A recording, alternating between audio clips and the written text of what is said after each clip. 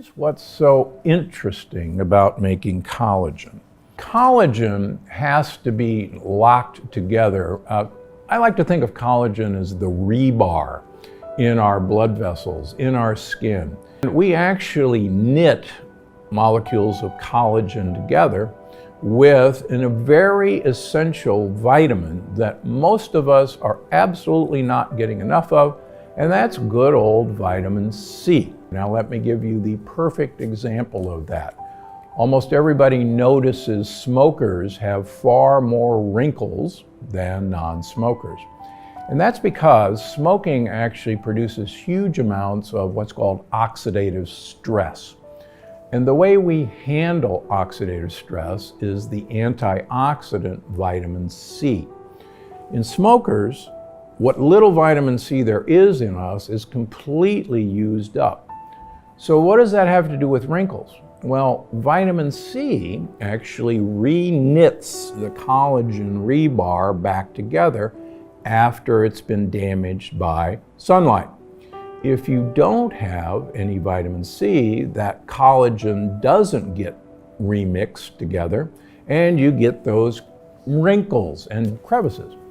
So you could have all the collagen in the world. You could take bone broth 27 times a day. If you don't have vitamin C, you're not going to complete the process of linking collagen together. So how do you do that? I really recommend that you take an extended time-release vitamin C twice a day. Vitamin C is a water-soluble vitamin. After you take a vitamin C tablet, it's gone in about 2 or 3 hours. There's other interesting evidence that the more vitamin C you make, the less you absorb. And in fact, if anybody's tried to take a lot of vitamin C when they have a cold, you'll notice that vitamin C in high doses actually gives you diarrhea. So get yourself a timed release vitamin C. Take 1,000 milligrams twice a day. If that's a pain in the neck, buy the little 500 milligram chewable vitamin Cs. Please get the sugar-free variety. Throw a few in your pocket and 4 times a day chew a vitamin C. And you'll actually be shocked with the differences that you'll see over the coming months as your collagen begins to re-knit it. There's also interesting studies in animals who have genetically blocked vitamin C production. Those animals live half as long as their brothers and sisters who make vitamin C continuously. And it may be one of the secrets of longevity that I talk about in the longevity paradox. So, vitamin C may be one of the great keys to great looking skin, particularly this summer. And if you don't like wrinkles, number 1, don't smoke, and number 2, take your vitamin C. Give me one thing in your area of expertise for a longer, healthier life. I'm going to say breathe, which is going to sound really obvious. When I submitted my own body to science and found that my heart and my brain were going to resonance, I was regulating my autonomic nervous system with my breath. And I was creating what in biofeedback they call heart rate variability, the ability of my heart to recover really quickly from stress and be variable. And we think of a heartbeat as being regular, but as you know, Dr. Grundy, a healthy heartbeat is adaptable.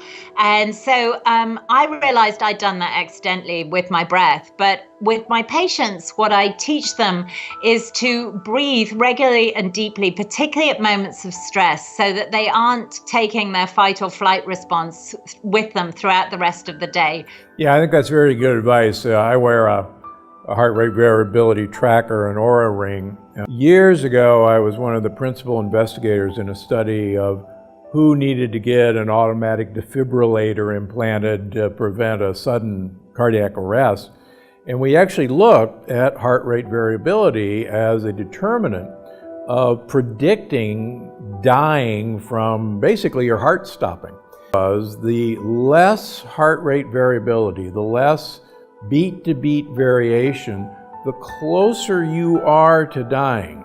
The more wild swings in heart rate variability, the actual healthier you are and the farther you are from dying. Scientific data that shows heart rate variability is one of those things we really need to impact. And the good news is, like you're saying, we can impact with simple breathing techniques, among other things. What's the one thing listeners can do today to help them live a longer, healthier life? Drink chlorophyll every single day. That's my number one tip for everyone. I've continued to do now every single day for the last decade after I healed. Why not consume chlorophyll every day? It just makes me feel so alive, so energized. It helps purify the blood, helps put oxygen into the blood, and chlorophyll could be the form of eating a big green salad, leafy greens, or a smoothie, or a juice, or even chlorophyll droppers, or a greens powder, which I use also that has, it's a dried broccoli sprouts, collard greens, kale, spirulina, and I just mix that into water. Your greens powder doesn't have wheatgrass or barley grass. Evil stuff. I've asked all of my guests to give our listeners one thing that they can do today to start having a better, longer life. One thing.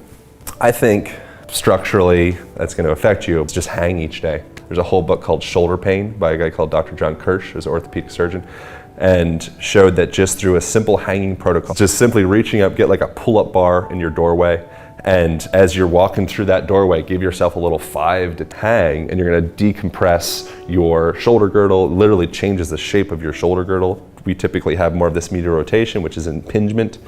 Right, so you just go up into that position, decompress that shoulder girdle, start to open up the lungs, re-engage that diaphragm, open up your heart, your whole cardiovascular system, and bring you back into a more confident position. If you're in this position all the time, it starts to hijack the way that you think, the way that you feel, and the feedback that you send out to the rest of the world. So a simple act of just hanging each day can have dramatic impact on your whole life. Believe it or not, I wrote about this for my thesis at Yale University. We are a hanging great ape. That's right. And we are the only, great apes are brachiators, they hang. Yeah, monkey bar is a misnomer.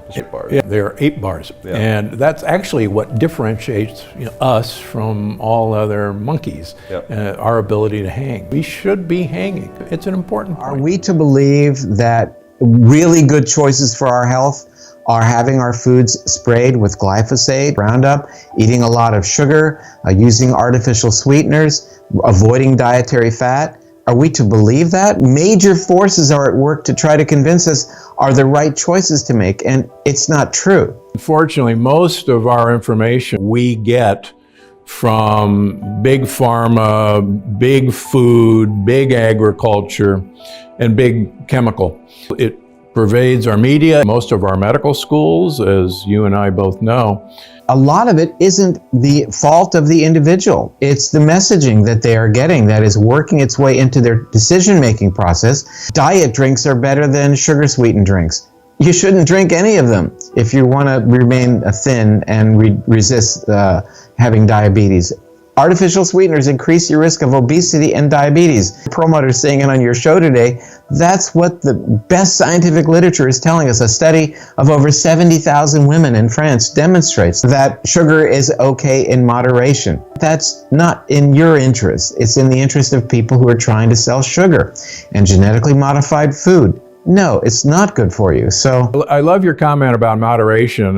Dale Bredesen, who wrote The End of Alzheimer's, and I were at the Harvard MIT neuroscience conference a year ago, and one of the professors stood up and he says, well, don't you think that we should practice everything in moderation?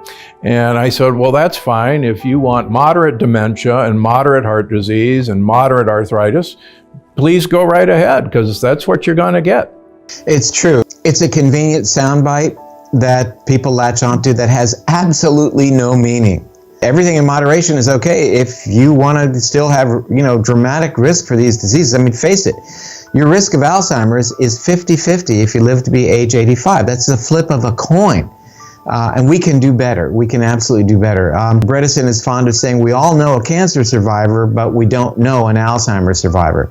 The best way to be an Alzheimer's survivor is to not even play the game, not even be diagnosed with the disease. In other words, let's focus on prevention as it relates to Alzheimer's. We fully understand what are the risk factors. This is information that is not convenient. It's an inconvenient truth because people don't want to make these dietary changes in an addictive way. Their sugar and their high carbohydrate breakfast. It takes some cognitive engagement to make these changes if you want to increase your odds that you will remain cognitively intact in your 70s, in your 80s, in your 90s.